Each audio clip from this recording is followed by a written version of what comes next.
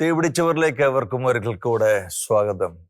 വിശുദ്ധ ബൈബിളിൽ തിരുവചനത്തിലെ വളരെ മർമ്മപ്രധാനമായ ഒരു സംഗതി കർത്താവ് വെളിപ്പെടുത്തി കൊടുത്തത് ഒരു സ്ത്രീക്കാണ്. ആത്മാവിലുള്ള ആരാധന എന്താണെന്ന് ഈശോ പറഞ്ഞു കൊടുത്തത് ഒരു പാവപ്പെട്ട സമരിയാക്കാരി സ്ത്രീക്കാണ്. ഈശോ സ്ത്രീകളെ ഒത്തിരിയേറെ ബഹുമാനിക്കുന്നു. ഈശോയുടെ ശുശ്രൂഷയിൽ അനവധി സ്ത്രീകൾ കർത്താവിൻ്റെ കൂടെ ഉണ്ടായിരുന്നതായിട്ട് ലൂക്കോസിന്റെ സുവിശേഷം 8-ാമത്തെ അധ്യായത്തിൽ നമ്മൾ വായിക്കുന്നുണ്ട്. പത്രോസ് തൻ്റെ ലേഖനത്തിൽ ഇപ്രകാരം പറഞ്ഞു: ജീവദായകമായ കൃപയ്ക്ക് തുല്യ അവകാശിനി എന്ന നിലയിൽ സ്ത്രീകളെ ബഹുമാനിക്കുവിൻ എന്ന് പറഞ്ഞാൽ ഈശോ സ്ത്രീകളെ അത്രയധികം ബഹുമാനിക്കുന്നു. ദൈവം സ്ത്രീകളെ ഒത്തിരിയേറെ വിലമതിക്കുന്നു. അവരെ കുറഞ്ഞവരായിട്ട് കാണുന്നില്ല. കർത്താവിൻ്റെ ശുശ്രൂഷയിലും ഈ കാലഘട്ടത്തിലും സ്ത്രീകളെ വളരെ മനോഹരമായിട്ട് കർത്താവ് ഉപയോഗിക്കുകയാണ്. ഇന്ന് തീപിടിച്ചവരിൽ നമ്മൾ പരിചയപ്പെടുന്ന ഒരു വനിതാ രത്നത്തെയാണ്. കർത്താവിന് വേണ്ടി തൻ്റെ ജീവിതം മുഴുവനും സമർപ്പിച്ച സിസ്റ്റർ ലൂസി ജോസഫ് പുതുപ്പള്ളിൽ അനേക വർഷങ്ങൾ രാജ്യത്തിൻ്റെ തലസ്ഥാനത്ത് ഡൽഹിയിൽ ശുശ്രൂഷ ചെയ്തിരുന്നു ജോലിയോടൊപ്പം. എന്നാൽ റിട്ടയർമെൻറ്റിന് ശേഷം വീണ്ടും ശുശ്രൂഷയിൽ തന്നെ വ്യാപരിച്ചുകൊണ്ട് ഇപ്പോൾ കഴിഞ്ഞ 3 വർഷക്കാലത്തിലധികമായി ആസാമിലെ ഗോഹാട്ടി ഡിവൈൻ റിട്രീറ്റ് സെന്ററിൽ വചനപ്രഘോഷണമടക്കം എല്ലാ ശുശ്രൂഷകളിലും വ്യാപൃതയായിരിക്കുന്ന ശ്രീമതി ലൂസി സഹോദരിയെ നമുക്ക് പരിചയപ്പെടാം. സ്വാഗതം. Thank you. വചനപ്രഘോഷണ രംഗത്ത് പ്രത്യേകിച്ച് മുഴുവൻ സമയം ശുശ്രൂഷ രംഗത്ത് സ്ത്രീകൾ പൊതുവിൽ കുറവാണ്. എന്നാൽ ബൈബിൾ നമ്മൾ വായിക്കുമ്പോൾ നമുക്ക് മനസ്സിലാക്കാൻ പറ്റുന്ന ഒരു കാര്യം, സ്ത്രീകളെ ദൈവം ഒത്തിരിയേറെ പുരുഷന്മാരുടെ ഒപ്പം തന്നെ ബഹുമാനിക്കുന്നതായിട്ട് നമ്മൾ കാണുന്നുണ്ട്. സഹോദരി എങ്ങനെയാണ് ഈ ശുശ്രൂഷ രംഗത്തേക്ക് കടന്നു വരാൻ, അല്ലെങ്കിൽ ഒരു നഴ്സായിട്ട് ജോലി ചെയ്തിരുന്ന ആളാണല്ലോ, അപ്പോൾ ഇതിനിടയിൽ എങ്ങനെയാണ് ഈ വചന ശുശ്രൂഷയ്ക്ക് കൂടുതൽ താല്പര്യം എടുക്കാൻ കാരണം എന്താ? കർത്താവിന്റെ പ്രത്യേകമായ ഒരു ഇടപെടൽ എൻ്റെ ജീവിതത്തിലുണ്ടായി. അത് നമ്മൾ സാധാരണഗതിയിൽ ഒരു വിശ്വാസ ജീവിതം നയിച്ചു പോയിക്കൊണ്ടിരുന്നപ്പോൾ പെട്ടെന്നൊരു വിടുതൽ എന്ന് വെച്ചാൽ പെട്ടെന്നൊരു സാവൂളിന് പറ്റിയതുപോലെ തന്നെ. സാവൂളിന്റെ കാര്യം നമ്മൾ വായിക്കുന്നുണ്ടല്ലോ അപ്പോസ്തല പ്രവർത്തനം 9-ാം അധ്യായത്തിലും 16-ാം അധ്യായത്തിലും ഒക്കെ. അതായത് ഒരു വെളിച്ചം സാവൂളിന്റെ മേൽ പതിച്ചു, അതോടൊപ്പം വീണു എന്ന് നമ്മൾ വായിക്കുന്നുണ്ട്. വീണു, അപ്പൊ ദൈവത്തിന്റെ സ്വരം കേട്ടു. അതുപോലെ ശരിക്കും പറഞ്ഞാൽ എൻ്റെ ജീവിതത്തിലും അതുപോലെ ഒരു വീഴ്ച എന്ന് പറഞ്ഞു കഴിഞ്ഞാൽ വെളിച്ചം കൊണ്ടൊരു വീഴ്ചയല്ല, പക്ഷെ ഒരു പ്രത്യേകമായ ഒരു അസുഖത്താൽ ഒരു പ്രത്യേക കാലഘട്ടത്തിലൂടെ എനിക്ക് കഴിഞ്ഞു പോകേണ്ടി വന്നു. അത് ഞാൻ സ്റ്റാഫ് നേഴ്സായിട്ട് ജോലി ചെയ്യുകയായിരുന്നു. അപ്പോൾ പെട്ടെന്ന് എനിക്ക് മഞ്ഞപ്പിത്തം ബാധിച്ചു. ഒരു സാധാരണ അസുഖം എന്ന നിലയിൽ ട്രീറ്റ്മെന്റ് ചെയ്തു, അഡ്മിറ്റ് ആയിട്ട് അതിന്റെ ട്രീറ്റ്മെന്റ് ചെയ്തു. അതോടനുബന്ധിച്ച് 2 കാലുകൾക്കും വേദനയും പിന്നെ പനിയും കൂടെ ഒപ്പം വരാൻ തുടങ്ങി. അത് അങ്ങനെ കുറെ അധികം അങ്ങ് കൂടിപ്പോയി. ആദ്യം എല്ലാവരും നിസ്സാരമായിട്ട് കരുതി. പക്ഷേ ഈ വേദനയും പനിയും കൂടി ആർക്കൊന്നും മനസ്സിലായില്ല. എല്ലാ ഡോക്ടേഴ്സും നോക്കി ഒന്നും മനസ്സിലായില്ല എന്നാ സംഭവം എന്ന്.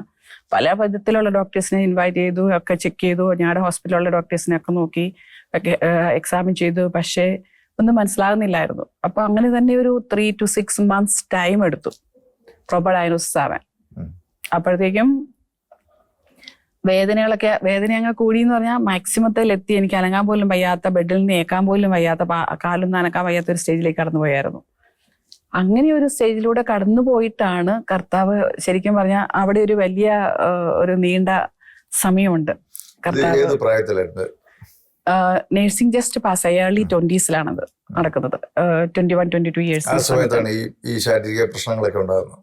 തുടങ്ങുന്നത്. ആ ശാരീരിക പ്രശ്നങ്ങളുടെ തുടക്കം അന്നാണ്.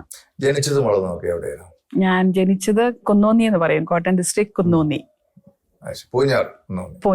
പഠിച്ചത് കുന്നോന്നി സ്കൂളിലും പിന്നെ പൂഞ്ഞാർ ഹൈസ്കൂളിലും സെന്റ് ജോർജ് അരുവിത്ര കോളേജിലുമാണ് പഠിച്ചത്. ചാച്ചൻ എന്റെ ചെറുപ്പത്തിൽ തന്നെ മരിച്ചുപോയി. പിന്നെ ഞങ്ങൾ 6 മക്കളാണുള്ളത്. അമ്മച്ചിയുണ്ട്, അമ്മച്ചി ഉണ്ടായിരുന്നു, ഇപ്പൊ അമ്മച്ചിയില്ല. പക്ഷെ ഞങ്ങൾ 6 മക്കളാണ്, 3 ആണുങ്ങളും 3 പെണ്ണുങ്ങളും. ഈ കുന്നോന്നിൽ താമസിക്കുമ്പോഴാണ് നഴ്സിംഗ് പഠനത്തിനൊക്കെയായിട്ട് പോകുന്നത്? അതെ അതെ, കുന്നോന്നിയിൽ നിന്നാണ് ആദ്യമായിട്ട്. എനിക്ക് മിഷനറി ആക്ടിവിറ്റീസ് ഭയങ്കര ഇഷ്ടമായിരുന്നു. എൻ്റെ ചേച്ചി, എൻ്റെ മൂത്ത ഒരു ചേച്ചിയുണ്ട് നഴ്സിംഗിൽ. അപ്പൊ ആ ചേച്ചി വരുമ്പം, ആ ചേച്ചിയെ കാണുമ്പോൾ എനിക്ക് ഭയങ്കര ആഗ്രഹമായിരുന്നു എവിടെയെങ്കിലും പോകണം, എന്തെങ്കിലുമൊക്കെ ശുശ്രൂഷ ചെയ്യണം. ചേച്ചി നേഴ്സായിരുന്നു. അപ്പൊ അങ്ങനെ ഒരു കൂടുതൽ ആഗ്രഹം മിഷനറി ആക്ടിവിറ്റീസിനായിരുന്നു എനിക്ക്. അപ്പൊ ഞാൻ അങ്ങനെ അത് ആഗ്രഹിച്ച കണ്ടുകൊണ്ട് ചേച്ചി എന്നെ കൊണ്ടുപോയി. മിഷനറി പ്രവർത്തനത്തിന് പറ്റിയ ഒരു ഫീൽഡാണ് നഴ്സിംഗ് എന്ന് എനിക്ക് മനസ്സിലായിട്ടുണ്ട്. നഴ്സിംഗ് തിരഞ്ഞെടുക്കുന്നത്. ശരിക്കും പറഞ്ഞാൽ അത് തന്നെയായിരുന്നു, അങ്ങനെയായിരുന്നു. അങ്ങനെ നഴ്സിംഗ് പാസ്സായി. അപ്പൊ ആ കാലഘട്ടത്തിലൊക്കെ ധാരാളം ആൾക്കാര് വിദേശ രാജ്യങ്ങളിലേക്കൊക്കെ പോയി നല്ല ജോലി, നല്ല ശമ്പളം, അങ്ങനെ കുടുംബമൊക്കെ ഒരു സെറ്റപ്പ് ആക്കുന്ന ഒരു രീതി ഉണ്ടായിരുന്നല്ലോ. ഇപ്പോഴും ഉണ്ട്. പക്ഷെ അന്ന് നമ്മുടെയൊക്കെ നാട്ടുമ്പുറങ്ങളിൽ നിന്ന് ധാരാളം ആൾക്കാര്, പ്രത്യേകിച്ച് പെൺകുട്ടികൾ, കുടുംബത്തിലെ മൂത്ത കുട്ടികളൊക്കെ പോയി ആ കുടുംബം രക്ഷപ്പെടുന്ന, അപ്പൊ അങ്ങനെയുള്ള ചിന്തകളൊന്നും ഇല്ലായിരുന്നു. അങ്ങനെ കേട്ടിട്ടുണ്ടെങ്കിലും പക്ഷെ എനിക്ക് ആ ഒരു തലത്തിൽ വലിയ ചിന്തയില്ലായിരുന്നു. എനിക്ക് അതിന്റെ കൂടുതൽ ആ മിഷണറി പ്രവർത്തനങ്ങളും പിന്നെ ഈ ഇടയ്ക്ക് വീട്ടിൽ വന്നു പോവുക, വെട്ടിയായിട്ട് നടക്കുക, അങ്ങനെ ആ ഒരു പ്രത്യേക ഒരു കെയർ, അവർ വരുമ്പോഴത്തെ ഒരു പ്രത്യേക കെയർ, പിന്നെ ഉൾപ്രദേശങ്ങളിലേക്കൊക്കെ പോയി ആൾക്കാരെയൊക്കെ കാണണം, അവരൊക്കെ എന്തെങ്കിലും ചെയ്യണം, അങ്ങനെ ഒരു ആഗ്രഹം എന്റെ മനസ്സിലായിരുന്നു. പക്ഷെ ഒരിക്കലും ഈ പൈസ ഉണ്ടാക്കണം എന്നോ വിദേശത്ത് പോകുന്നതിന് ഒരിക്കലും ജീവിതം ചിന്തിച്ചിട്ടില്ല. പക്ഷെ എന്റെ ബാച്ചിലുള്ള പല കുട്ടികളും വിദേശത്ത് പോയി, പലരും തിരിച്ചും വന്നു ഇപ്പൊ. പക്ഷെ അന്നും ഇന്നും എനിക്ക് അങ്ങനെ ഒരു ചിന്ത ഒരിക്കലും ഉണ്ടായിട്ടില്ല. പൈസ ഉണ്ടാക്കുക എന്നൊരു ചിന്ത ഉണ്ടായിട്ടില്ല. നമുക്കൊരു കർത്താവിന്റെ ഒരു മിഷണറി ആകണമെന്നുള്ള ഒരു ചിന്തയായിരുന്നു. മിഷണറി ആവണമെന്നൊരു ചിന്ത ഉണ്ടായിരുന്നു. പക്ഷെ എങ്ങനെയെന്നൊന്നും അറിഞ്ഞുണ്ടായിരുന്നു. അതുകൊണ്ടാണ് നേഴ്സിംഗിന് പോയത്. അപ്പൊ പലരെ കാണാം, വീട്ടിൽ നിന്ന് മാറാം, പല സ്ഥലങ്ങളിലേക്ക് പോകാം, അങ്ങനെ ഒരു പ്രതീക്ഷയുണ്ടായിരുന്നു. നഴ്സിംഗ് പഠിച്ച് ഇറങ്ങിയ ഉടനെ തന്നെ ജോലി കിട്ടിയായിരുന്നു? ജോലി ആ സെയിം ഹോസ്പിറ്റലിൽ തന്നെയായിരുന്നു. അപ്പൊ അവിടെ തന്നെ ജോലിയായിരുന്നു. ഏത് ഹോസ്പിറ്റലായിരുന്നു? ഹോളി ഫാമിലി ഹോസ്പിറ്റൽ, പാറ്റ്നയിൽ. അവിടെയാണ് പഠിച്ചതും. അവിടെയായിരുന്നു എന്റെ ചേച്ചിയും ജോലി ചെയ്യുന്നുണ്ടായിരുന്നു. ചേച്ചിയുടെ ഹസ്ബൻഡും അവിടെ തന്നെ ജോലി ഉണ്ടായിരുന്നു. അവിടെ ജോലിയിൽ തുടങ്ങിയപ്പോഴാണ് ഈ ശാരീരിക പ്രശ്നങ്ങളൊക്കെ ഉണ്ടായത്. അതിനെ പിന്നെ എങ്ങനെയാ തരണം ചെയ്തത്? അത് പറഞ്ഞാൽ വലിയൊരു കഥയാ, വലിയൊരു നീണ്ട സമയം എടുക്കും അതിന് വാസ്തവത്തിൽ പറഞ്ഞു കഴിഞ്ഞാൽ. ചുരുങ്ങി വാക്കിൽ പറഞ്ഞാല് ഇതാണ്, ഞാൻ വേദന കൂടി. അപ്പൊ കുറച്ചൊരു 5-6 മാസങ്ങൾ എടുത്തു. ഒരു മേ ബി 3 to 6 months ഇടയ്ക്കാണ് ഡയഗ്നോസിസ് ആകാൻ പറ്റിയത്. അത് വേറെ പുറത്തൊരു ഹോസ്പിറ്റലിൽ പിന്നെ പോയി ഓപ്പറേഷൻ ചെയ്തു. ഡയഗ്നോസിസ് ആയപ്പോഴത്തേക്കും തന്നെ ഒത്തിരി ഇൻവെസ്റ്റിഗേഷൻസ് ചെയ്തിട്ട് ഫൈനലി ഒരു സസ്പെക്റ്റ് ആയിരുന്നു. ഡയഗ്നോസിസ് വന്നിട്ട് ഒരു കൺഫേം ആയിട്ടില്ലായിരുന്നു. പിന്നെ ഫൈനലി മനസ്സിലാക്കിയത് പല എക്സ്പേർട്സ് ഡോക്ടേഴ്സും വന്ന് നോക്കിയപ്പം ഈ ജോയിന്റിനകത്ത് പെയിൻ ആണ്, അല്ല ഇൻഫെക്ഷൻ ആണെന്നാണ് മനസ്സിലായത്.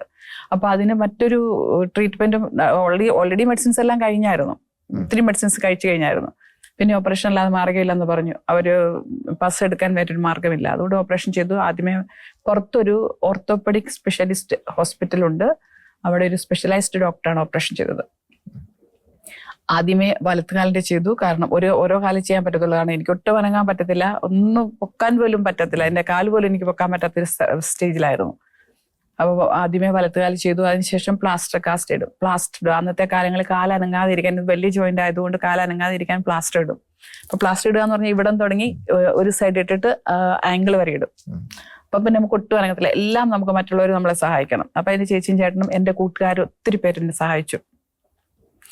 എന്റെ ബാച്ച്മേറ്റ്സ് അവരൊക്കെ ഭയങ്കര മാലാഖമാരായിരുന്നു. ഞാൻ ചിന്തിക്കുകയാണ്, അന്നൊക്കെ എനിക്ക് അത്രയും തോന്നിയില്ല. പക്ഷെ പിന്നീട് ചിന്തിക്കുമ്പോൾ ഭയങ്കരമായിട്ട് തോന്നുക. എന്റെ ബാച്ച്മേറ്റ്സ്, എന്റെ സീനിയേഴ്സ് എല്ലാവരും വന്ന് സഹായിച്ചു. എന്റെ ചേച്ചിയോടും ചേട്ടനോടൊപ്പം വന്ന് എന്നെ സഹായിക്കും, എന്നെ ശുശ്രൂഷ ചെയ്യും. Turn by turn. വേറൊരു ഹോസ്പിറ്റലായിരുന്നു ഓപ്പറേഷൻ. 10 by 10 എടുത്ത് 45 days അവിടെ കിടന്നു. ഈ പ്ലാസ്റ്റർ ഔട്ട് ആക്കിയിട്ട് അടുത്ത കാലം ഓപ്പറേഷൻ ചെയ്തു. ആ കാലം വീണ്ടും പ്ലാസ്റ്ററിനകത്തിട്ടു. അങ്ങനെ മൊത്തം എത്ര പ്രാവശ്യം ഓപ്പറേഷൻ ചെയ്യേണ്ടതായിട്ട് വന്നിട്ടുണ്ട് വിവിധ കാലഘട്ടങ്ങളിലായിട്ട്? ടോട്ടൽ പറഞ്ഞാൽ 5 പ്രാവശ്യം. 5 ഓപ്പറേഷൻ ഉണ്ട്. 5 പ്രാവശ്യം ഓപ്പറേഷൻ ചെയ്തിട്ടുള്ള ആളാണ്. യെസ്. അതിനകത്ത് 4ഉം 5ഉം കഴിഞ്ഞതിന് ശേഷമാണ് ഞാൻ എഴുന്നേറ്റ് ശരിക്കും നടക്കാൻ തുടങ്ങിയത്. ശരിക്കും ഇപ്പോഴും കാലിന് പ്രോബ്ലം ഉണ്ടോ? നല്ലപോലെ ഇപ്പോൾ സ്വല്പം ലെന്ത് ഡിഫറൻസ് ഉണ്ട്. അവിടെ അല്പം ചട്ടി നടക്കും. അത് നമുക്കൊരു പ്രശ്നമല്ല. അതൊന്നും നമ്മുടെ ഒന്നുമല്ല. കാരണം ഒട്ടും ഒരു സ്റ്റെപ്പ് പോലും വെക്കാൻ പറ്റാതിരുന്നൊരു വ്യക്തി നടക്കുക തുടങ്ങാന്ന് പറയുമ്പോൾ തന്നെ വലിയൊരു സംഭവമാണ്. ആദ്യത്തെ 2 ഓപ്പറേഷനും അതിനുശേഷം അതുപോലെ തന്നെ ഒന്നുകൂടെ റിപ്പീറ്റ് ചെയ്ത് 3 ഓപ്പറേഷൻ കഴിഞ്ഞതിന് ശേഷവും ഞാൻ നടക്കാൻ തുടങ്ങുമ്പോൾ എനിക്ക് നടക്കത്തില്ലായിരുന്നു. കാരണം ഹിപ്പ് ജോയിന്റ് രണ്ടും സ്റ്റിഫായിപ്പോയി. നമുക്ക് ഈ ജോയിന്റ് മടങ്ങാതെ നമുക്കൊന്നും ഇങ്ങനെ ഇരിക്കത്തില്ല, നടക്കത്തില്ല, നടകയറത്തില്ല, യാതൊന്നും ചെയ്യത്തില്ല. നടക്കണമെങ്കിൽ ജോയിന്റ്സ് എല്ലാം മടങ്ങണമല്ലോ. അതൊക്കെ നമുക്ക് നേരത്തെ നമ്മൾ അവെയർ അല്ല, പക്ഷെ അന്നാ മനസ്സിലായി തുടങ്ങിയത്. അപ്പൊ പിന്നെ ഞാൻ തള്ളവിരൽ കുത്തി നടക്കാൻ തുടങ്ങി. കാരണം ഇങ്ങനെ നടക്കണം എനിക്ക്. അപ്പൊ തള്ളവിരൽ 2 തള്ളവിരലും കുത്തി ഇങ്ങനെ നടന്ന് ഏന്തി നടന്ന് പതുക്കെ പിച്ച വെച്ച് നടക്കാൻ പഠിച്ചു. അങ്ങനെ നടക്കാൻ പഠിച്ചതിനിടയ്ക്ക് ഞാൻ വീണ്ടും വേറെ പഠനങ്ങൾ നടത്തി. കാരണം നേഴ്സിംഗ് എനിക്ക് മനസ്സിലായി ചെയ്യാൻ ബുദ്ധിമുട്ടാണെന്ന്. അപ്പൊ വീണ്ടും അതിനിടയ്ക്ക് വെച്ച് ഇൻഫെക്ഷൻ രണ്ടാമതും ഉണ്ടായി. പിന്നെ 3ാമത്തെ ട്രിപ്പ് വീണ്ടും ഈ കാലം ഓപ്പറേഷൻ ചെയ്യേണ്ടി വന്നു. 3ാമത്തെ ട്രിപ്പ് ഓപ്പറേഷൻ ചെയ്തിട്ട് ഡോക്ടേഴ്സ് തന്നെ പറഞ്ഞു ഉള്ളിൽ പസ് കളക്ഷൻ വരുന്നത് കൊണ്ട് ഇനി ഓപ്പറേഷൻ വോണ്ട് സ്റ്റിച്ച് ചെയ്ത് വെക്കണ്ടെന്ന്. അങ്ങനെ ഒരു കുറെ വർഷം 2-3 വർഷത്തോളം അങ്ങനെ ഡ്രസ്സിങ്ങും ഇതൊക്കെ ആയിട്ട് കണ്ടിന്യൂ ചെയ്തു. ഒരു 2ാമത്തെ വർഷം എനിക്ക് തോന്നുന്നു 84-ലാണെന്ന് തോന്നുന്നു 2ാമത്തെ പ്രാവശ്യം ഇതിനകത്ത് ഊസപ്പ് ചെയ്തു. വീണ്ടും ഫ്ലെയർ അപ്പ് ചെയ്തു. എന്ന് വെച്ചാൽ ബബിൾസ് പോലെ ഒന്ന് പഴുപ്പുണ്ടായി വീണ്ടും 2ാമതുണ്ടായി വന്നു. ഓപ്പറേഷൻ സൈറ്റിലൂടെ വീണ്ടും പസ് വരാൻ തുടങ്ങി. അപ്പോൾ റൈറ്റ് ലെഗിന് മാത്രം. അപ്പൊ റൈറ്റ് ലെഗ് വീണ്ടും 2ാമത്തെ പ്രാവശ്യം അത് ഓപ്പറേഷൻ ചെയ്തു. ഒന്ന് റൈറ്റ് ലെഗ് ആദ്യം ചെയ്തു, ലെഫ്റ്റ് ലെഗ് 2ാമത് ചെയ്തു. പിന്നെ 2ാമത് ഫ്ലെയർ അപ്പ് ആയപ്പം റൈറ്റ് ലെഗ് വീണ്ടും 2ാമത്തെ പ്രാവശ്യം ചെയ്തു. അങ്ങനെ ടോട്ടൽ 3 ഓപ്പറേഷനായി. പക്ഷെ ഇതെല്ലാം നടന്നെങ്കിലും എനിക്ക് നടക്കാൻ പറ്റുന്നില്ല നോർമലി. പക്ഷെ ഞാൻ അത്യാവശ്യം നടന്നുകൊണ്ട് ചെയ്യാവുന്നതിന്റെ പരമാവധി കാര്യങ്ങളൊക്കെ ചെയ്തു. പിന്നെ മെഡിക്കൽ മിഷൻ സിസ്റ്റേഴ്സ് ആയിരുന്നു ആ ഹോസ്പിറ്റൽ നടത്തിയത്. മെഡിക്കൽ മിഷൻ സിസ്റ്റേഴ്സ് ഒത്തിരി എൻ്റെ ജീവിതത്തിലും എൻ്റെ ചേച്ചിയുടെ ജീവിതത്തിലും ചേട്ടൻ്റെ ജീവിതത്തിലും, കാരണം എൻ്റെ ചേച്ചിയും ചേട്ടനും അതേ ഹോസ്പിറ്റലിൽ ജോലി ഉണ്ടായിരുന്നു. ചേച്ചിയുടെ പേര് മേരി അഗസ്റ്റിൻ, ചേട്ടൻ അഗസ്റ്റിൻ. അപ്പൊ അവരാണ് എനിക്ക് അസുഖം വന്ന കാലങ്ങൾ തുടങ്ങി. ഞാൻ ഹോസ്റ്റലിൽ നിന്നാണ് പഠിക്കുന്നത്. അപ്പോൾ നമുക്ക് അസുഖം വന്നു കഴിഞ്ഞാൽ നമ്മൾ സാധാരണഗതിയിൽ അവർ വീട്ടിൽ പറഞ്ഞു വിടും. കുറച്ച് ട്രീറ്റ്മെന്റ് ചെയ്യും, ബാക്കി പറ്റിയില്ലെങ്കിൽ വീട്ടിൽ പോയി ബാക്കി എന്തെങ്കിലും ചെയ്തോളാൻ പറയത്തേ ഉള്ളൂ. പക്ഷെ ചേച്ചിയും ചേട്ടനും ഉണ്ടായതുകൊണ്ട് അവർ എൻ്റെ എല്ലാ കാര്യങ്ങളും നോക്കി അവർ വീട്ടിലേക്ക് പറഞ്ഞു വിട്ടില്ല. സത്യം പറഞ്ഞാൽ ഞാൻ ആദ്യകാലങ്ങളിൽ വീട്ടിൽ അറിയിച്ചു പോലുമില്ല. കാരണം വീട്ടിൽ അറിയിച്ചാൽ എന്നെ വന്ന് സഹായിക്കാനോ അല്ലെ അങ്ങോട്ട് വിളിക്കാനോ ട്രീറ്റ്മെന്റിന് സഹായിക്കാനോ പറ്റിയൊരു സാഹചര്യമല്ലായിരുന്നതിനാൽ ഫൈനാൻഷ്യലിയും അത്രയും വെൽറ്റഡും അല്ലാഞ്ഞതുകൊണ്ട് ആ കാര്യങ്ങൾ ഞാൻ അറിയിച്ച ആരും ചെയ്യിക്കണ്ടെന്ന് വിചാരിച്ച് അറിയിച്ചേ ഇല്ല. പക്ഷെ ചേച്ചി ചേട്ടൻ നന്നായിട്ട് എന്നെ എല്ലാ കാര്യങ്ങളും നോക്കി. ഈ ഒരു വിവാഹ ജീവിതത്തിലേക്കൊക്കെ പ്രവേശിക്കേണ്ട ആ പ്രായത്തിലാണല്ലോ ഇതുപോലെയുള്ള ശാരീരിക പരിമിതികള്, ഈ നിരവധി ഓപ്പറേഷനുകള്, അതിന്റെ പ്രയാസങ്ങളൊക്കെ ഉണ്ടാകുന്നു. അപ്പോ എനിക്ക് വിവാഹം കഴിക്കാൻ പറ്റുമോ, കഴിച്ചാൽ എങ്ങനെയാവും? അപ്പോൾ അത് മുഖാന്തരമുള്ള ആ മാനസിക പ്രയാസങ്ങളൊക്കെ ആ കാലഘട്ടത്തിൽ ശക്തമായിട്ടുണ്ടായോ? ആ കാലഘട്ടത്തിൽ നമ്മൾ വേദനയും സഹിച്ച് എങ്ങനെയെങ്കിലും നടന്ന് കർത്താവിന് വേണ്ടി നടന്ന് നമ്മുടെ ജീവിതം മുന്നോട്ട് നീങ്ങുക എന്നല്ലാതെ വിവാഹ ജീവിതത്തെ പറ്റി അധികം ചിന്തിക്കേണ്ട ആവശ്യം അല്ലെ അങ്ങനെ ഒരു സാഹചര്യം അന്നുണ്ടായില്ല. അന്നത്തെ അതേ ഉണ്ടായിരുന്നുള്ളൂ. കാരണം നമ്മൾ എല്ലാ കാര്യങ്ങളും നമ്മൾ മറ്റൊരാൾ ഡിപ്പെൻഡ് ചെയ്യാണ്. പിന്നെയാണ് നമ്മൾ നേഴ്സ് ആയിരിക്കേ പോലും ചില കാര്യങ്ങൾ നമ്മൾ അവെയർ അല്ല. ഇപ്പൊ ഞാൻ വിചാരിച്ചു ഓപ്പറേഷൻ കഴിഞ്ഞ ഉടനെ എനിക്ക് നടക്കാൻ പറ്റുന്നായിരുന്നു എന്റെ പ്രതീക്ഷ. പക്ഷെ നടന്ന് ഓപ്പറേഷൻ കഴിഞ്ഞിട്ട് ഏറ്റു നോക്കുമ്പോഴാണ് നടക്കാൻ പറ്റുന്നില്ല. അത് അന്നേരമാണ് മനസ്സിലാവുന്നത് കർത്താവെ കാലം മുന്നോട്ട് നീങ്ങുന്നില്ല, എന്നെ ചെയ്യാൻ പറ്റും. ഇപ്പൊ ഞാൻ ഓൾറെഡി ആണെന്നുള്ള പ്രതീക്ഷയിലായിരുന്നു എന്നും. പക്ഷെ അവിടെയും തടസ്സം വരികയാണ്. പക്ഷെ എന്നാലും ഒരു കാര്യമുണ്ട്, ഒരിക്കലും ഞാൻ നിരാശയിൽ കർത്താവിനെ വിട്ടിട്ടില്ല. കാരണം ഒന്നാമത് എൻ്റെ കൂട്ടുകാര്, എൻ്റെ വീട്ടുകാര്, എന്നെ കെയർ ചെയ്തവര്, എനിക്ക് വേണ്ടി പ്രാർത്ഥിച്ചവര് ഒത്തിരി പേര്. ഇതൊരു ക്രിസ്ത്യൻ ഹോസ്പിറ്റൽ ആയതുകൊണ്ട് തന്നെ അവിടെ ഒത്തിരി വൈദികരും സിസ്റ്റേഴ്സും അവിടെയുള്ള സിസ്റ്റേഴ്സും എല്ലാവരും ഭയങ്കര അധികമായിട്ട് എനിക്ക് വേണ്ടി പ്രാർത്ഥിക്കുകയും വന്ന് കാണുകയും പ്രാർത്ഥിക്കുകയും വിസിറ്റ് ചെയ്യുകയും ഒക്കെ ചെയ്യുമായിരുന്നു. അതുപോലെ തന്നെ കൂട്ടുകാരും സീനിയേഴ്സൊക്കെയാണ് ആത്മാർത്ഥമായിട്ട് അവർ കെയർ ചെയ്യുമായിരുന്നു. സാധാരണ ഒരു രോഗിയെ നോക്കുന്നതിനേക്കാൾ ഉപരി. ഓക്കെ, അങ്ങനെ ഇങ്ങനെ ഒരു ശാരീരിക പരിമിതി വന്നത് കൊണ്ടാണോ ഒരു ഏകസ്ഥ ജീവിതം നയിക്കാം എന്നുള്ള ഒരു തീരുമാനം എടുത്തത്? അതോ കർത്താവിന്റെ വിളി കേട്ട് ഈശോയ്ക്ക് വേണ്ടി ജീവിതം കൊടുക്കാം എന്നുള്ള തീരുമാനത്തിലാണോ? ഈ ഒരു കണ്ടീഷൻ കൊണ്ടല്ല, ഒരിക്കലുമല്ല. കാരണം എന്റെ കണ്ടീഷൻ അതൊരു ലിമിറ്റേഷൻ അല്ല ഒരു ഫാമിലി ലൈഫിന്. കൈയും കാലും ഇല്ലാത്തവർ പോലും ഫാമിലി ലൈഫ് നയിക്കുന്നുണ്ട്. അപ്പൊ എന്റെ ഈ കാലിന്റെ ഇത്രയും ലിമിറ്റേഷൻസ് എന്ന് പറയുന്നത് ഒരിക്കലും അതിനൊരു തടസ്സമല്ലായിരുന്നു. പക്ഷേ കുറച്ചു കാലയളവിൽ എനിക്കൊരു സംശയം ഉണ്ടായിരുന്നു എന്ത് ചെയ്യണമെന്ന്. കാരണം ഈ റീപ്ലേസ്മെന്റിന് ശേഷം, അതായത് ഈ 4-5 ഓപ്പറേഷൻ ശേഷം, അതിനെപ്പറ്റി ഡീറ്റെയിൽസ് ഞാൻ പറഞ്ഞില്ല, പക്ഷെ 4-5 ഓപ്പറേഷന് ശേഷം പല ഓഫേഴ്സും എനിക്ക് വന്നു. ഈ 4-5 ഓപ്പറേഷനുകളിൽ എന്താ സംഭവിച്ചത്? അതായത് ഈ കാലിൻ ശരിക്കും പറഞ്ഞാല് ഞാൻ പറഞ്ഞല്ലോ, 2ാമത് ഫ്ലെയർ അപ്പ് ചെയ്തു, ഇൻഫെക്ഷൻ വന്നു തുടങ്ങിയെന്ന്. അപ്പോൾ 2ാമത് ഈ റൈറ്റ് ലെഗ് ഓപ്പറേഷൻ ചെയ്തതിന് ശേഷം ആ വോണ്ട് ഓപ്പൺ ചെയ്ത് വെച്ചു. കാരണം ക്ലോസ് ചെയ്ത് കഴിഞ്ഞാൽ ഉള്ളില് പഴുപ്പ് വരും എന്ന് പറഞ്ഞുകൊണ്ട് അത് ഓപ്പൺ ചെയ്ത് വെച്ചു. പിന്നെ ഡെയിലി അത് ഡ്രസ്സിങ് ചേഞ്ച് ചെയ്യണമായിരുന്നു. അങ്ങനെ കുറെ ദിവസങ്ങൾ പോയി. വൂണ്ട് ചെറുതായെങ്കിലും അത് ക്ലോസ് ആയില്ല കംപ്ലീറ്റ്ലി. എന്ന് മാത്രമല്ല അത് ക്ലോസ് ആകുമ്പോൾ അതിന്റെ ഉള്ളിൽ പഴുപ്പ് നിറയുമായിരുന്നു. അതുകൊണ്ട് ക്ലോസ് ആക്കണ്ട, ഡെയിലി നമ്മൾ അതിനെ ക്ലീൻ ചെയ്ത് വിടണമായിരുന്നു. ആ സമയത്തൊക്കെ അതിഭീകരമായ വേദന അനുഭവിക്കുകയായിരുന്നു. വേദനയുടെ ഒരു വാക്കുകളില്ല പറയാൻ, ഒരു വാക്കുകളില്ല പറയാൻ. നമ്മൾ ബലം പിടിച്ച് എഴുന്നേറ്റ് നിന്നാൽ തല ഇറങ്ങുമായിരുന്നു, അത്രയ്ക്കും വേദനയായിരുന്നു. പല പ്രാവശ്യം തല കറങ്ങിയിട്ടുണ്ട്. കാരണം എങ്ങനെയും ഇതിനെ അവധിച്ച് വെച്ചിട്ട് പറ്റുമെന്ന് വിചാരിച്ച് ബലം പിടിച്ചേക്കുമായിരുന്നു. പക്ഷെ ബലം കിട്ടില്ല എന്നാൽ പോലും പിടിച്ചിട്ട് കയറുമ്പോഴത്തേനും കറങ്ങിപ്പോ അത്രയ്ക്കും പെയിൻ ഉണ്ടാവുമായിരുന്നു. പെയിൻ ഒത്തിരി ഉണ്ട്. കർത്താവിന്റെ കൃപയെന്ന് മാത്രമേ എനിക്ക് പറയാനുള്ളൂ. What I am is only by his grace. First Corinthians. അഞ്ചാമത്തെ ഓപ്പറേഷനും കൂടെ കഴിഞ്ഞപ്പോ ഇല്ല, ഈ മൂന്നാമത്തെ ഓപ്പറേഷൻ ശേഷമുണ്ടല്ലോ, ആ വൂണ്ട് അവിടെ ഉണ്ടായിരുന്നത് കൊണ്ട് അത് ഹീലപ്പ് ആകാൻ കുറെ സമയം എടുത്തു. അപ്പൊ പല ഡോക്ടേഴ്സിനെയും വീണ്ടും എല്ലാരും കാണുന്നത് ഞാനിങ്ങനെ ചട്ടി നടക്കുന്നത്, അതായത് പ്രത്യേക സ്റ്റൈലിലുള്ള നടപ്പാണ് എന്റേത്. ടോസിൽ നടക്കുക എന്ന് പറഞ്ഞു കഴിഞ്ഞാൽ തള്ളവിരൽ നടക്കാന്ന് പറയുമ്പോൾ നമ്മൾ ഇങ്ങനെ നടക്കുന്ന ഒരു ഫീലിംഗ്. ശരിക്കും ഞാൻ അങ്ങനെയാണ് നടക്കുന്നത്. പക്ഷെ എനിക്ക് എന്തോ ദൈവത്തിന്റെ ഒരു കൃപ കൊണ്ട് ഒരു നിരാശയോ ഒരു നാണക്കേടോ ഉണ്ടായിട്ടില്ല. ഡോക്ടേഴ്സോ ആർക്കൊക്കെ കണ്ടാലും ഞാൻ അങ്ങനെ നടക്കും. മീൻ ടൈം ഞാൻ കുറച്ചുകൂടെ പഠിച്ചു. വീൽ ചെയറിലൊക്കെ ഇരുന്നാണ് ഫിസിയോതെറപ്പി ഒക്കെ ചെയ്ത് നടക്കുന്ന കാലങ്ങളിൽ. ഇപ്പം എല്ലാ ദിവസവും ഫിസിയോതെറപ്പി ചെയ്യണമായിരുന്നു. ചേച്ചി എന്നെ കൊണ്ടുപോകുമായിരുന്നു ഹോസ്പിറ്റലിലേക്ക് ഫിസിയോതെറപ്പി ചെയ്യാൻ. അപ്പൊ അങ്ങനെയൊക്കെ പോകുന്ന സമയങ്ങളിൽ പിന്നെ ചേച്ചി അടുത്ത ബ്രേക്കിന് വരുമ്പോഴായിരിക്കും എന്നെ കൊണ്ടുവരുന്നത്. അങ്ങനെ കുറച്ച് സമയമൊക്കെ ഉണ്ടായിരുന്നു. അപ്പൊ ഞാൻ കുറച്ച് പഠിച്ചു. എന്താ പഠിച്ചത്? മെഡിക്കൽ റെക്കോർഡ് ടെക്നോളജി പഠിച്ചു. അത് ഡിസ്റ്റൻസ് സ്റ്റഡി ഫ്രം ഷിക്കാഗോ ഞാൻ ചെയ്തു. അപ്പൊ അതിനൊക്കെ കാരണമായത് സിസ്റ്റർ ജോൺ മത്തേക്കൽ എന്ന് പറഞ്ഞ ആ സമയത്ത് ഞങ്ങളുടെ അഡ്മിനിസ്ട്രേറ്ററാണ്. പിന്നെ സിസ്റ്റർ കാർമേല, അവിടെ ആ സമയത്ത് ഉണ്ടായിരുന്ന കുറച്ച് മെഡിക്കൽ മിഷൻ സിസ്റ്റേഴ്സ് എല്ലാവരും എന്നെ സഹായിച്ചു. അന്നത്തെ അഡ്മിനിസ്ട്രേറ്റർ ഒത്തിരി സഹായിച്ചു. അപ്പൊ ഞാൻ ഈ വീൽ ചെയറിൽ എന്നും എന്നെ ഫിസിയോതെറപ്പി കൊണ്ടുപോകുമ്പോൾ സിസ്റ്റർ പറഞ്ഞു, അതിനുശേഷം ചേച്ചി വരുന്നവരെ നീ വെയിറ്റ് ചെയ്യുന്നില്ലേ, അപ്പൊ നീ മെഡിക്കൽ റെക്കോർഡ് ഓഫീസിൽ വന്നിരുന്ന് കുറച്ച് രജിസ്റ്റർ എഴുതാൻ പറഞ്ഞു. വീൽ ചെയറിലാണ്, പക്ഷെ നിനക്ക് രജിസ്റ്റർ എഴുതാമല്ലോ. മെഡിക്കൽ ടേംസ് എനിക്കറിയാം, കാരണം നഴ്സിംഗ് കഴിഞ്ഞതുകൊണ്ട് മെഡിക്കൽ ടേംസ് അറിയാം. മെഡിക്കൽ റെക്കോർഡ് ഡിപ്പാർട്ട്മെന്റിൽ മെഡിക്കൽ ടേംസ് ആണ് അത്യാവശ്യം. അപ്പൊ അങ്ങനെ എനിക്ക് 2 hours ചെയ്യാൻ പറഞ്ഞു. 2 hours ചെയ്യുന്നപ്പോൾ എനിക്ക് ഇൻട്രസ്റ്റ് ആയി. എനിക്ക് മെഡിക്കൽ ടേംസ് അല്ലാതെ തന്നെ ഭയങ്കര ഇൻട്രസ്റ്റ് ആയിരുന്നു. മെഡിക്കൽ ലൈനും എനിക്ക് ഇൻട്രസ്റ്റ് ആയിരുന്നു. അപ്പൊ അതുകൊണ്ട് എനിക്ക് സന്തോഷമായി. അപ്പൊ 2 hours ചെയ്തു, 3 hours ആയി, 4 hours ആയി. അങ്ങനെ 4 hours എന്നുള്ള പിന്നെ 6 hours ആയി. മീൻ ടൈം ഞാൻ ആ സ്റ്റഡീസ് ചെയ്തു. അപ്പോ അമേരിക്കൻ ഒരു ഫാദർ ഉണ്ടായിരുന്നു. ഞാൻ ഈ പുറത്തൊരു ഹോസ്പിറ്റലിൽ എന്റെ ഓപ്പറേഷൻ നടത്തിയപ്പോൾ ആദ്യത്തെ 3 ഓപ്പറേഷൻ പുറത്തൊരു ഓർത്തോപെഡിക് സ്പെഷ്യലൈസ്ഡ് ഹോസ്പിറ്റലായിരുന്നു.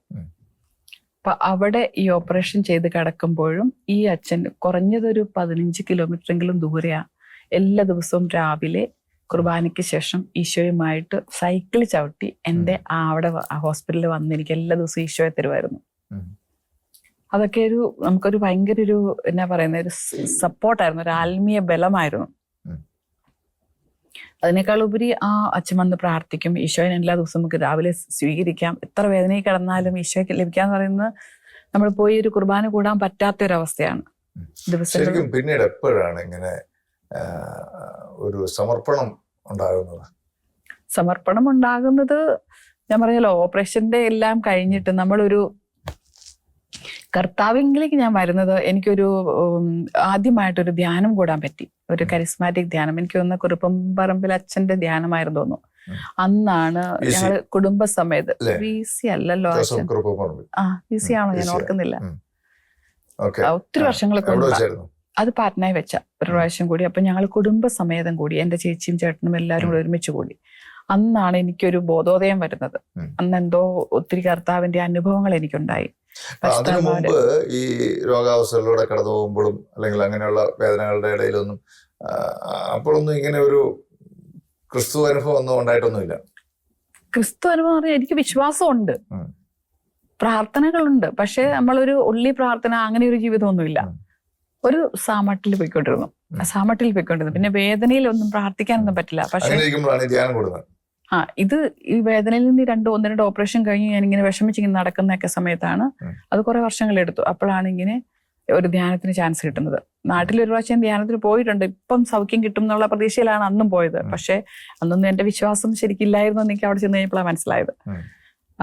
പിന്നീട് ഈ ഒരു ധ്യാനം കൂടി, നാട്ടില് ഡിവൈനിലും ഞാൻ പോയി ധ്യാനം കൂടിയിട്ടുണ്ട്. അപ്പം മനസ്സിലായി വിശ്വാസം കുറച്ചും കൂടെ ശക്തിപ്പെടണമെന്നും ദൈവത്തെ സ്തുതിക്കണമെന്നും ദൈവത്തിന്റെ ദൈവത്തെ നമ്മൾ സ്നേഹിക്കണം അങ്ങനെയൊക്കെ ഒത്തിരി ഒത്തിരി കാര്യങ്ങള് നമ്മുടെ വിശ്വാസം ഉണ്ടെങ്കിലും ക്രിസ്ത്യാനി ആയിരുന്നെങ്കിലും എല്ലാ പ്രാക്ടീസസും ചെയ്യുമായിരുന്നെങ്കിലും പോയിട്ടും സാധാരണ ഇങ്ങനെയുള്ള കറിസ്മാറ്റിക് ധ്യാനങ്ങളിലൊക്കെ അത്ഭുത രോഗശാന്തികൾ സംഭവിച്ച് ഇതുപോലെയുള്ള ജോയിന്റ്സുകളൊക്കെ നേരെയാക്കുകയും അങ്ങനെ കണ്ടിട്ടുണ്ട്, പല സംഭവങ്ങൾ കണ്ടിട്ടുണ്ട്. അപ്പൊ സിസ്റ്ററിന് അങ്ങനെയുള്ള അനുഭവങ്ങളൊന്നും ഉണ്ടായില്ലേ? എനിക്ക് അങ്ങനെ ഒരു പെട്ടെന്നൊരു അനുഭവം ഉണ്ടായില്ല. കാരണം അത് ഞാൻ ആദ്യം അങ്ങനെ പ്രതീക്ഷിച്ചു എനിക്കും സൗഖ്യം കിട്ടുമായിരിക്കും. പക്ഷെ എനിക്ക് എന്റെ ഉള്ളിൽ അത്രയ്ക്കൊന്നും വിശ്വാസമൊന്നുമില്ലായിരുന്നു. പക്ഷെ എന്റെ കൺമുമ്പിൽ തന്നെ ഞാൻ പലരെയും കണ്ടു ഇങ്ങനെ അത്ഭുതകരമായിട്ട് സൗഖ്യം പ്രാപിക്കുന്നവരെ, കണ്ണ് കാണാൻ മേലാത്തവര്, വായിക്കുന്നവര്, നടക്കാൻ മേലാത്ത നടക്കുന്നൊക്കെ ഞാൻ എന്റെ മുൻപിൽ കണ്ടു. അപ്പൊ എനിക്ക് മനസ്സിലായി എന്റെ വിശ്വാസമില്ലാന്ന്.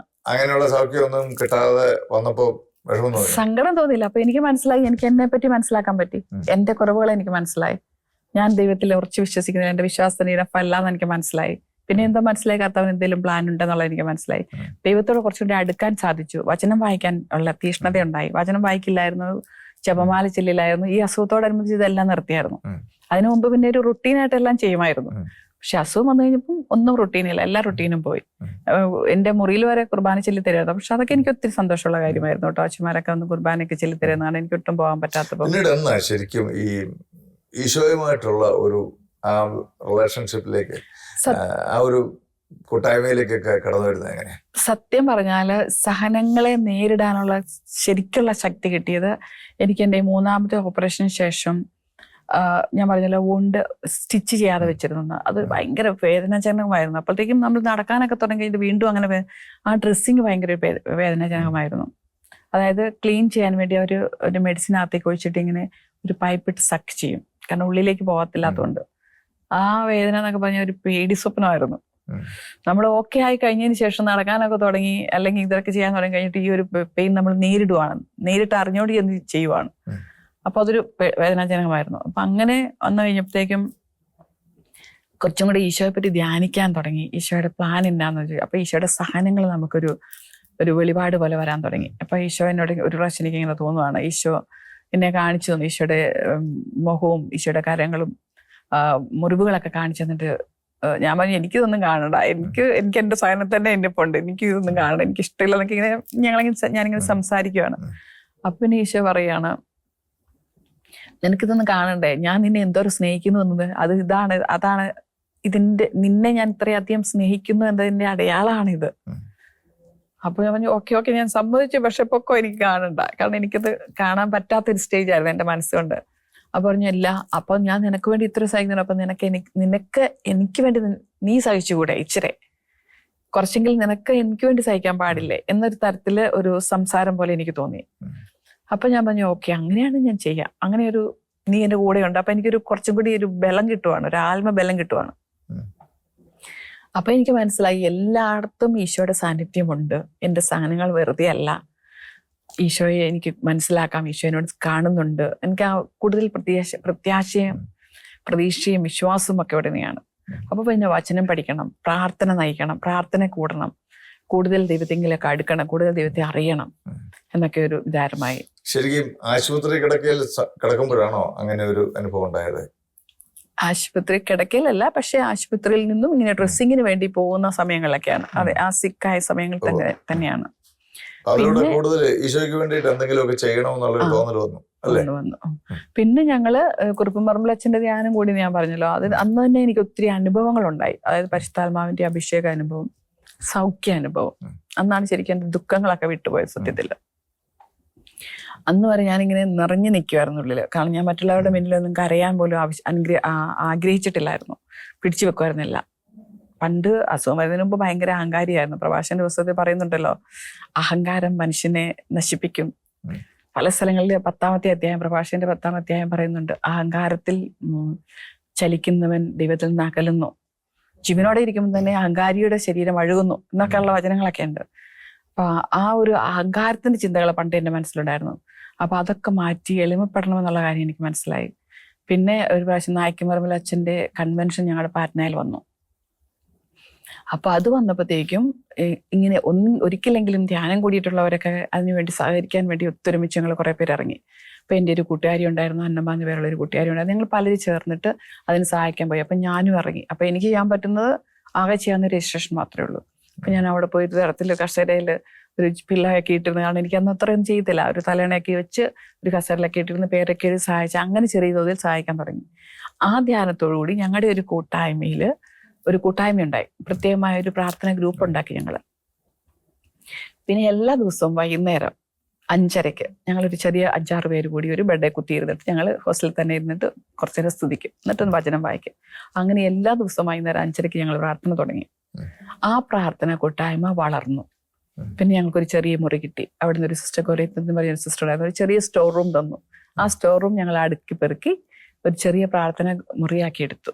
എല്ലാ ദിവസവും മോർണിംഗ് ഡ്യൂട്ടിയും നൈറ്റ് ഡ്യൂട്ടി ഉള്ളവർ ഈവനിങ്ങിൽ 5:30ക്കും, ഈവനിങ് ഡ്യൂട്ടി ഉള്ളവർ മോർണിംഗിൽ 10 മണിക്കും ഒരുമിച്ച് പ്രാർത്ഥിക്കും. അതാണ് ഞങ്ങളുടെ ഒരു ശുശ്രൂഷയുടെ തുടക്കം, എന്ന് വെച്ചാൽ പ്രാർത്ഥനയുടെ തുടക്കം. ആ കൂട്ടായ്മയെ കർത്താവ് വളർത്തി. ആ കൂട്ടായ്മയിൽ ഒരു വ്യക്തിക്ക് കർത്താവ് വ്യക്തമായ സന്ദേശങ്ങൾ കൊടുക്കാൻ തുടങ്ങി. ആ വ്യക്തിയെ തന്നെ ഈ നായ്ക്കമർബച്ചന്റെ ധ്യാനം നടത്തിയ സമയങ്ങളിൽ അച്ഛനിലൂടെ ആ വ്യക്തിക്ക് സന്ദേശങ്ങൾ കിട്ടിയായിരുന്നു. അപ്പൊ ആ വ്യക്തിയും അച്ഛന്റെ അടുത്ത് പോയി പ്രാർത്ഥിച്ച് വ്യക്തമാക്കിയായിരുന്നു എല്ലാ കാര്യങ്ങളും.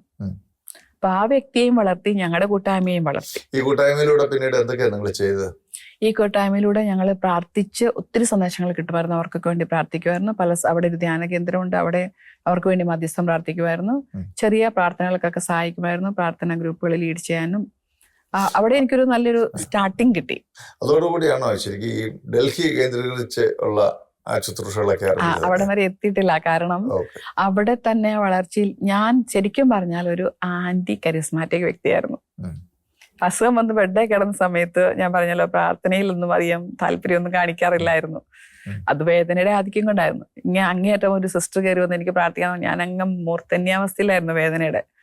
ദേഷ്യം എന്തെങ്കിലും പിടിവിട്ട് കളന്ന സമയത്താണ് കയറി വന്നത്. എന്തോ തമാശ പറഞ്ഞപ്പോ എനിക്ക് ദേഷ്യം വന്നു. ഞാൻ പറഞ്ഞു പൊക്കോളാൻ പറഞ്ഞു, പ്രാർത്ഥിക്കണം ഇറക്കി വിട്ടിട്ടുണ്ട്, ക്ഷമ ചോദിച്ചിട്ടുണ്ട്. പക്ഷെ എന്നിരുന്നാൽ പോലും അത്രയ്ക്കും ഞാനൊരു ആന്റി കരിസ്മാറ്റിക് വ്യക്തി ആയിരുന്നു. ആ വ്യക്തിയെയാണ് കർത്താവ് ഉരുട്ടിയെടുത്തത്, സൗളിനെ പോലെ തന്നെ. പിന്നീട് ഡൽഹിയിലേക്ക് മാറ്റപ്പെടുന്ന എപ്പോഴാണ്? ഡൽഹിയിലേക്കൊക്കെ മാറ്റം എന്ന് പറഞ്ഞാൽ അതൊരു 94-95 ഇപ്പൊ ഈ ഡോക്ടേഴ്സ് പലപ്പോഴും പറയുമായിരുന്നു, നിന്റെ ജീവിതത്തിന് ഇനി നടക്കണമെങ്കിൽ നീ വേറൊരു ഓപ്പറേഷൻ തയ്യാറാവണം. ആ ഓപ്പറേഷൻ എന്ന് പറഞ്ഞു കഴിഞ്ഞാൽ ജോയിന്റ് മാറ്റി വെക്കണം. ജോയിന്റ് മാറ്റി വെക്കണമെങ്കിൽ അതിന് ഒരു ഇൻഫെക്ഷനും ഉണ്ടാവരുത്. പല കണ്ടീഷൻസ് ഉണ്ട്. ജോയിന്റ് മാറ്റി വെക്കുക എന്ന് പറഞ്ഞാൽ ഓൾറെഡി എനിക്ക് അവിടെ ഇൻഫെക്ഷൻ ഉണ്ട്, അപ്പൊ അത് പറ്റത്തില്ല. പിന്നെ സാഹചര്യങ്ങൾ പാറ്റ്നയിലന്ന് അത്രയും ഇല്ല, അത്രയും അഡ്വാൻസ്ഡ് ആയിട്ടില്ല. പിന്നെ ഫൈനാൻസ് ഒത്തിരി വേണം. സാധനങ്ങൾ അന്നത്തെ പ്രോസസ്സസ് എന്നൊക്കെ പറഞ്ഞ സാധനങ്ങൾ അങ്ങനെ ലക്ഷങ്ങൾ രൂപ വേണം. അപ്പൊ അതൊന്നും നമ്മുടെ വിത്തിൻ ദ ലിമിറ്റ് ആയിട്ട് ഞാൻ കരുതിയിട്ടില്ല ഒരിക്കലും. പക്ഷെ എന്നായിരുന്നും എന്തോ എവിടെയോ ഒരു പ്രതീക്ഷ ഉണ്ടായിരുന്നു. ഞങ്ങൾ ഈ പ്രാർത്ഥനാ കൂട്ടായ്മ ഇങ്ങനെ കണ്ടിന്യൂ ചെയ്തു. പ്രാർത്ഥനാ കൂട്ടായ്മയിൽ പല സന്ദേശങ്ങൾ കിട്ടുമായിരുന്നു. അപ്പൊ ഞാൻ ആന്റി കരിസ്മാറ്റിക് ആയിരുന്നു അതിനു മുൻപ്. ഈ സന്ദേശങ്ങളിൽ ഞാൻ ഒട്ടും വിശ്വസിച്ചിട്ടില്ല. അപ്പൊ ഇവള് എന്റെ കൂട്ടുകാരി തന്നെയാണ് ആ മെസ്സേജ് കിട്ടിക്കൊണ്ടിരുന്നത്. അവൾക്ക് ഇങ്ങനെ മെസ്സേജ് കിട്ടുമ്പം ഞാൻ സംശയിക്കുമായിരുന്നു. എന്നിട്ട് ഞാൻ പുറത്തേ നിൽക്കുമ്പോൾ ഞാൻ ചോദിക്കും, നീ എങ്ങനെയാ അവരെ കണ്ടേ, അല്ല നീ എങ്ങനെയാ ഇത് കണ്ടേ? അങ്ങനെയൊക്കെ ഞാൻ ഓരോന്നും ഇങ്ങനെ പരിശോധിക്കുമായിരുന്നു. പരിശോധിച്ചാണ് എനിക്ക് വിശ്വാസത്തിലേക്ക് അത്രയും കിട്ടിയത് സന്ദേശങ്ങൾ ശരിക്കുള്ള സന്ദേശമാണെന്ന്. അല്ലെങ്കിൽ ഞാൻ വിചാരിച്ചിരുന്നു ആരെങ്കിലും ലിസ്റ്റ് നോക്കിയിട്ട് വായിക്കുവാണ്, ഇന്ന മെസ്സേജസ് ഇന്ന സൗഖ്യം എന്നൊക്കെയാണ് ഞാൻ വിചാരിച്ചുകൊണ്ടിരുന്നത്. പക്ഷെ അതെല്ലാം ആ തലത്തിലൊക്കെ കർത്താവിനെ വളർത്തി, വിശ്വാസത്തിലൂടെ വളർത്തി. കണ്ടറിഞ്ഞ് വിശ്വസിക്കാനുള്ള സാഹചര്യങ്ങൾ പല മെസ്സേജസിലൂടെ ഉണ്ടായി. എൻ്റെ ജീവിതത്തിൽ എൻ്റെ കുടുംബാംഗങ്ങളിലൊക്കെ പല മെസ്സേജസ് വന്നു. അങ്ങനെയൊക്കെ വന്ന് ജീവിതം മുന്നോട്ട് പോവുകയായിരുന്നു. അങ്ങനെ ഇരുന്നപ്പോഴാണ് എൻ്റെ ചേച്ചിക്കും ചേട്ടനും ഡൽഹിയിൽ ഒരു ഓഫർ വന്നു. ഡൽഹിയിലെ ഹോളി ഫാമിലി ഹോസ്പിറ്റലിൽ ഓഫർ വന്നു. അപ്പൊ ഞാൻ ഇങ്ങനെ നടക്കുന്നു, ഞാൻ അവരെ ഡിപ്പെൻഡ് ചെയ്ത് ജീവിക്കുന്നു. അപ്പൊ അവരെന്നോട് പറഞ്ഞു, ഞാൻ വന്നാൽ മാത്രമേ അവർ പോകത്തുള്ളൂ. അപ്പൊ ഞാൻ ഡൽഹിയിലേക്ക് വരാൻ ആഗ്രഹിച്ചില്ല. കാരണം സത്യം പറഞ്ഞാൽ ഒരു യുവത്വത്തിന്റെ നിറവിൽ നിൽക്കുന്ന ഒരു വ്യക്തിക്ക് ഇങ്ങനെ ഒരു ശാരീരികമായ വേദനയില്, ശരീരത്തിന്റെ വേദനയേക്കാൾ ഉപരി മാനസികമായ വേദന പറയേണ്ട ആവശ്യമില്ല. അപ്പം ഇങ്ങനെ നടക്കുന്ന ഒരു വ്യക്തി തലസ്ഥാന നഗരിൽ വന്ന് വീണ്ടും ഒരു സെറ്റ് ഓഫ് പീപ്പിളിനെ കാണുക എന്ന് പറയുന്നത് എന്നെ സംബന്ധിച്ചുള്ള വലിയൊരു വേദനജനകമായിരുന്നു. സോ ഞാൻ ഒതുങ്ങിക്കൂടി ജീവിച്ചോളാം കർത്താവെന്നായിരുന്നു എപ്പോഴും എന്റെ ഒരു ചിന്ത. അവിടുന്നാണ് പിന്നെ രാജ്യ തലസ്ഥാനത്തേക്ക് പോകുന്നത്. അപ്പൊ നമ്മുടെ പ്രവർത്തന മേഖലകളൊക്കെ വളരെ വിശാലമാകും, ഒരുപാട് ആൾക്കാരെ കണ്ടുമുട്ടേണ്ടതായിട്ട് വരും. പ്രവർത്തന മേഖലകൾ വിശാലമാകുന്നത് എങ്ങനെയാ? എന്റെ കാലം ഇങ്ങനെയല്ലേ, ഞാൻ എങ്ങനെ പ്രവർത്തന മേഖല ഇല്ലാതിരിക്കുക. എനിക്ക് പക്ഷെ എല്ലാവരും പുതിയ ഫേസസ് അല്ലേ, എല്ലാവരും എന്നെ കാഴ്ച വസ്തുവായിട്ടല്ലേ കാണത്തുള്ളൂ. എനിക്കതായിരുന്നു ഒരു വിഷമം. കൂടുതൽ ആൾക്കാരോട് നമ്മൾ പിന്നെ മറുപടി പറയേണ്ടത്. പിന്നെ തീർച്ചയായിട്ടും എത്ര പേരും ഇങ്ങനെ ചോദിക്കും എന്താ പറ്റി, എവിടെയാ, ഇങ്ങനത്തെ ചോദ്യം. നമ്മൾ എവിടെയെങ്കിലും ഒന്ന് ഒതുങ്ങി കൂടിയാൽ മതി. അതുകൊണ്ട് ഞാൻ പോകാൻ ആഗ്രഹിച്ചില്ല. പക്ഷെ അവിടുന്ന് വീണ്ടും നമ്മളെ കർത്താവ് ഡൽഹിയിലേക്ക് മാറ്റി. ഞങ്ങളുടെ ഈ പ്രാർത്ഥനാ ഗ്രൂപ്പ്, ഞങ്ങളുടെ സെന്റർ, ഞാൻ ഇപ്പോഴും അതൊരു പവർ ഹൗസ് ആയിരുന്നു. പല ധ്യാന സെന്റേഴ്സിനും ഞങ്ങൾക്കും ഞങ്ങളുടെ പലരുടെ ജീവിതത്തിലും അതൊരു പവർ ഹൗസ് ആയിരുന്നു. ഈ പ്രാർത്ഥനാ ഗ്രൂപ്പിലൂടെ, ഈ വ്യക്തിയിലൂടെ കർത്താവ് പറഞ്ഞു, ഞാൻ ഒത്തിരി പ്രാർത്ഥിപ്പിച്ചു, അവരെ കൊണ്ടൊക്കെ പ്രാർത്ഥിപ്പിച്ചു, ഈശോ എന്താണ് ആഗ്രഹിക്കുന്നത്, ഞാൻ പോകാൻ ആഗ്രഹിക്കുന്നില്ല, പക്ഷെ ചേച്ചിയും ചേട്ടനും വിടില്ല, നീ വന്നില്ലെങ്കിൽ ഞങ്ങൾ പോകുന്നില്ല. അപ്പൊ അവരുടെ പിള്ളേരുടെ പഠനമാണ് മെയിൻ അവരുടെ ലക്ഷ്യം. കാരണം ബീഹാറിൽ അന്നൊക്കെ എഡ്യൂക്കേഷൻ അത്ര നല്ലതല്ലായിരുന്നുണ്ട്. ഞാൻ വിചാരിച്ചു ഞാൻ കാരണം ആ പിള്ളേരുടെ ഒന്നും ഭാവി നഷ്ടപ്പെടണ്ട, പക്ഷെ എനിക്ക് പോകാൻ താല്പര്യമില്ല. ഞാൻ ഈശോ എന്താ ആഗ്രഹിക്കുന്നു, ഈശോയോട് ചോദിക്കാന്ന് പറഞ്ഞു. കുറച്ച് ദിവസങ്ങൾ പ്രാർത്ഥിച്ചു. അവസാനം ഈശോ വളരെ വ്യക്തമായിട്ട് പറഞ്ഞു, ലൂസി, നിന്നെ ഡൽഹിയിൽ ആവശ്യമുണ്ട്. ഓക്കെ. അപ്പം തുടർന്നുള്ള നമ്മുടെ ജീവിതം ഡൽഹിയായിട്ട് ബന്ധപ്പെടാണ്. പിന്നെ ഈശോയുടെ ആവശ്യം, പിന്നെ എന്റെ ആവശ്യമല്ല, ഈശോയുടെ ആവശ്യം. അടുത്ത എപ്പിസോഡിൽ നമുക്ക് നമ്മുടെ പ്രേക്ഷകരുമായിട്ട് പങ്കുവയ്ക്കാം. ലൂസി സിസ്റ്ററിന്റെ കഥകള് വളരെ നമ്മളിപ്പോ ഈ കഴിഞ്ഞ എപ്പിസോഡിൽ ഇപ്പോൾ നമ്മൾ കേട്ടത് ജീവിതത്തിൽ ഒത്തിരിയേറെ ശാരീരികമായിട്ടുള്ള പ്രയാസങ്ങൾ, വളരെ വേദനിപ്പിക്കുന്ന അനുഭവങ്ങളിലൂടെയൊക്കെ കടന്നുപോയെങ്കിലും ഇതെല്ലാം ശരിക്കും നന്മയ്ക്കായിട്ട് മാറുന്ന കർത്താവിൻ്റെ ചില പദ്ധതികളെ കുറിച്ച് നമ്മൾ കണക്കാൻ പോകും. ഇതെല്ലാം നന്മയ്ക്കായിട്ട് മാറുന്ന കർത്താവിൻ്റെ ചില പ്ലാനുകളെ കുറിച്ച് നമ്മൾ അടുത്ത എപ്പിസോഡിൽ നമ്മൾ കേൾക്കും. ചേച്ചിയുടെ ജീവിതാനുഭവങ്ങൾ വളരെ ത്രില്ലടിച്ച് കേൾക്കുന്ന ചില അനുഭവങ്ങൾ നമ്മൾ അടുത്ത എപ്പിസോഡിൽ നമുക്ക് കേൾക്കാൻ പറ്റും. അതുവരെ പ്രാർത്ഥനയിൽ കാത്തിരിക്കുക. കർത്താവ് എല്ലാവരെയും ധാരാളമായി അനുഗ്രഹിക്കട്ടെ.